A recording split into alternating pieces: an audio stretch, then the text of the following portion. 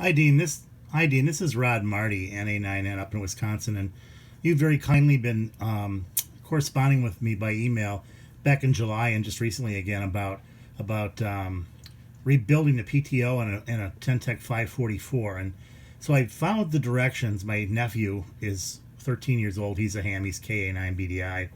He and I have been following your directions and the Tech directions you sent along. You have some wonderful, helpful hints in there that are fantastic.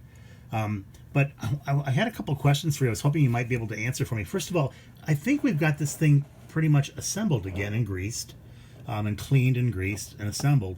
But what I wanted to know is, if I'm here at the end, kind of testing here, and I'm at the end here and I'm turning this shaft, should I see some kind of movement going on, like on the pistol or something? Because I don't see any kind of movement. You know, I stuck the dial back on and I turn it, but I don't see any kind of actual movement going on. I mean, the shaft turns freely.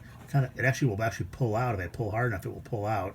But I don't see any actual movement going on in here. I don't know if it's when we assemble it, if there's some kind of pressure or tension or something that will cause to start seeing things turning in there. But so far, I don't see anything moving when I just turn the shaft.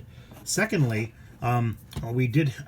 we were so careful about watching out for the parts, but yet we ended up losing a nut. And so it's the nut here on the back that goes in one of the sides, on the inside, on one of the sides. It's that one, but it's on the other side over here. Now, it seems really stable. It's really tight and stable here, but I want to replace that.